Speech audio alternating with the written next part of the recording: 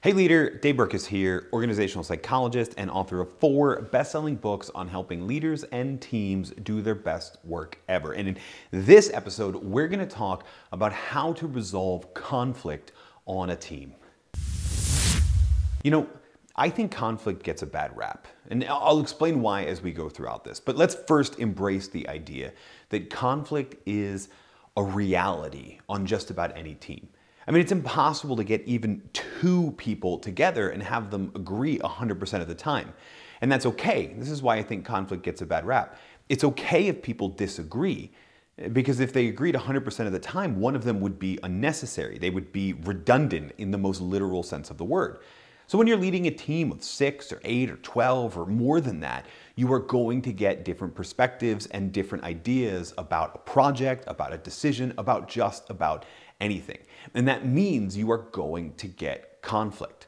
Now, why I think conflict gets a bad rap is that if we don't embrace that, we just embrace this idea that all conflict needs to be resolved. You are probably listening to this because you started from the mentality that yes, conflict is a bad thing, it needs to be resolved, and I want to learn how to do that. But the truth is, before we really resolve conflict, we need to understand what type of conflict we're talking about. See, in organizational life on teams, there's 2 types of conflict. There's task-focused conflict, and there's person-based conflict or personal conflict. And which one of those buckets it falls into has a huge effect on whether or not we actually want the conflict on our team. A task-focused conflict is okay. Task-focused conflict is when people on the team disagree about the task they're focusing on. I know it's not the best name. Task-focused conflict happens because people are coming up with different ideas and they're competing in a brainstorming session for the best idea. Or it comes up because people disagree about how best to execute on a project or how best to lay out a path towards a new goal. Task-focused conflict happens because we all have different sets of knowledge, skills, and abilities. We have different past experiences. We have different backgrounds. We have different intellectual diversity. In fact, the more diversity you get on a team, the more task-focused conflict there's going to be. You want that. Because if there's not task-focused conflict, it could be a sign that you're potentially missing something. Either that everybody is really actually kind of redundant and sees the world in the same way, and as a result, opportunities get missed or potential pitfalls remain unseen until they're felt, which is a whole lot worse. Or it means that you don't have enough psychological safety on your team where people feel free to speak up and express their disagreement or their dissent about how to pursue a project or their different idea about what would be best for this particular problem, what would be the best solution. So we want task-focused conflict. So how do we resolve task-focused conflict? We don't. Instead, we teach people the rules of how to fight better on the team. We teach them how to make sure that task-focused conflict stays task-focused. So maybe that's teaching your team times where we can disagree and not disagree. So if you're coming up with ideas, if you're in a brainstorming situation, you're trying to solve a problem, there ought to be a round where no idea is a bad idea. Let's follow the traditional rules of brainstorming. But then there ought to be a round where we sit down and we discuss every single issue and we cultivate dissent. We cultivate disagreements about how best to do it. You might teach people to harness conflict by actually splitting them into 2 different teams and having them come up with 2 different plans on their own and then harness the best of each. You might appoint a devil's advocate, also known as defender of the faith in the tradition, in the Catholic tradition where it came from, because it's a specific person whose job it is to find the flaws in our current line of thinking. And they may be wrong, right? But if we give them voice and experiment with what they're saying, we at least test our idea much better than we do most of the time.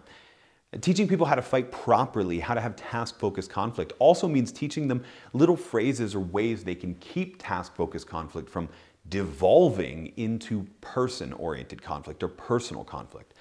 And that's little things like making sure that you're not actually criticizing the person, but also that you're not really criticizing the idea itself. Because often when we take the risk to present an idea, we take the risk to express dissent, and we're just met with, well, that'll never work. We tried something similar to that before. Or we don't do that around here. All the traditional things, you know what happens when you hear them. A little piece of you dies. A little bit of your creativity suffers. A little bit of you feels less safe to speak up the next time. So how about this? Instead of criticizing the idea, point out the assumptions behind the idea and see if those are true. So instead of saying, oh, I don't think X will work because Y, say, interesting idea X, it sounds like we're assuming Y. Do we know that that's true? Now we're inviting that person in, and yes, we've got conflict, we've got disagreement, but it's focused on the task. I think this is particularly important in a leadership role. When your people come to you with their ideas, don't judge them right away. Instead, either say things like question the assumptions, or say things like, if you don't know the assumptions, hey, interesting idea, what would have to be true for this idea to work? And then you develop the criteria together to judge that idea. And as a result, even if you end up not implementing the idea, the other person feels heard, they feel valued, they're more likely to speak up and continue to have that productivity driving task-focused conflict the next time around. So that's task-focused conflict. How do we resolve it? Well, we don't. What we do want to resolve right away is personal conflict, is conflict that devolves from task-focused into the person.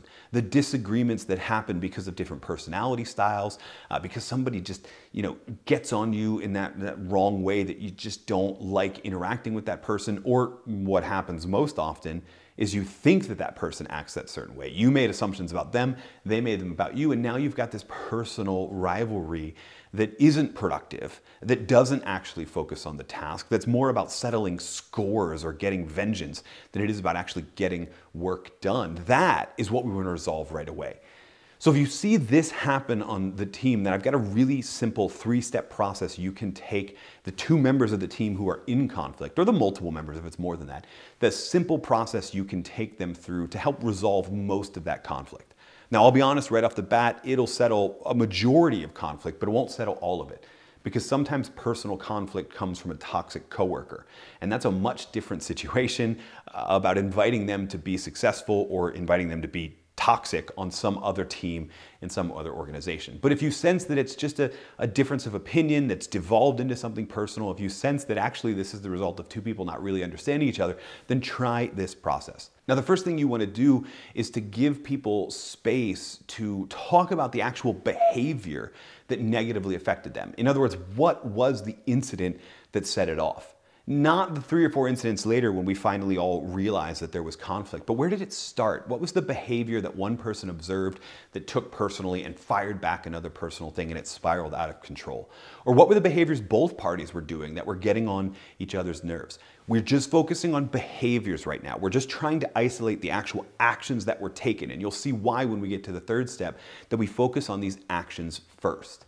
Now, once we've identified this is what set it off, these are the actions that created that conflict, now it's time to talk about emotions. Now, the second thing you want to do is you want to give people space to talk about the emotion that they felt when the behavior was happening or when the action was happening. And this is where teaching them the rules of a good fight, just like task-focused conflict. This is now our results-oriented, our resolution-oriented discussion. So we want to teach people the same rules of a good fight because we want to get this resolved.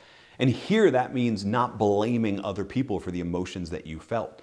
So when you're giving space for people to talk about how they felt when the actions were happening, off-limits phrases are things like, you made me so angry, right? Or you leave me so frustrated.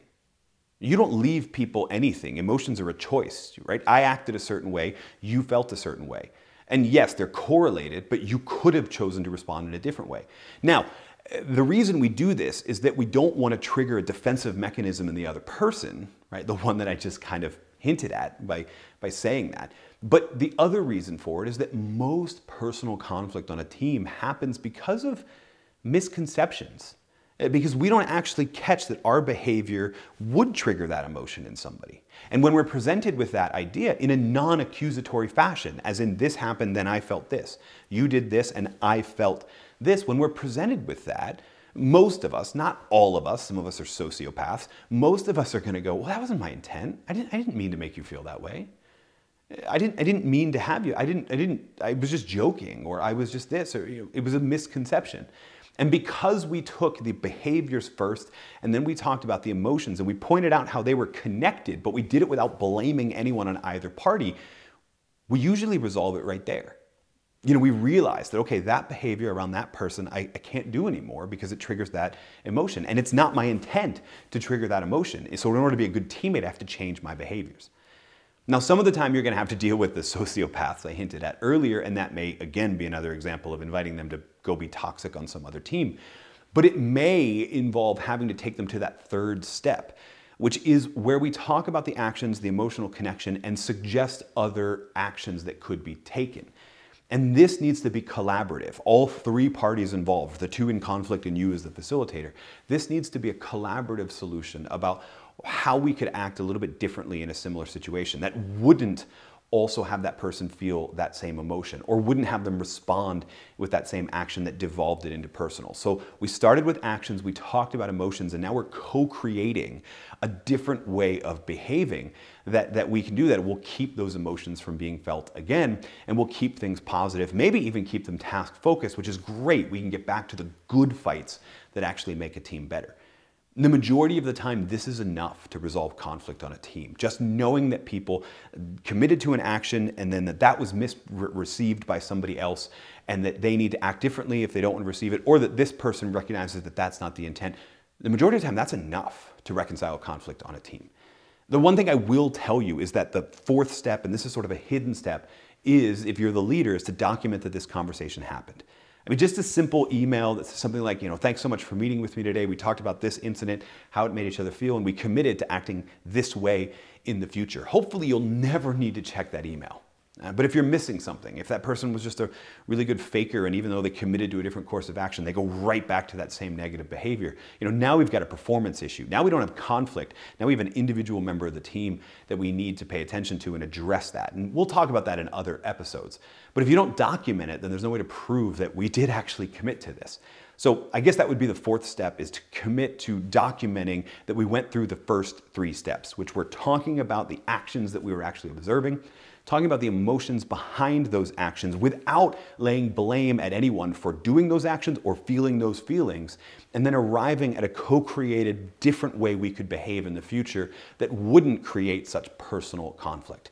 And then we document that we did all of it, and we get back to having the good kind of conflict, because now we have another group of people who are skilled at disagreeing with each other without it getting personal. And that's where the real genius of a team lies. You want to be able to harness conflict on your team, but you're going to need to reconcile it and teach people how to fight properly without it devolving into personal conflict in order to really leverage their full knowledge, skills, and abilities. When you do that, you're gonna make your brainstorming sessions better, you're gonna make your end products better, you're gonna hit better goals, you're gonna have a team that, because they know how to stay respectful even when they disagree, and they know how to reconcile conflict if they accidentally fail to stay respectful, you're gonna have a team that does its best work ever. Hey, thanks so much for watching this video. If you liked it, make sure you're subscribed to the channel. And if you really liked it and you want to go deeper, then check out the resources we have for you and your team at davidburkus.com/resources. Guaranteed there's something in there that'll help you do your best work ever.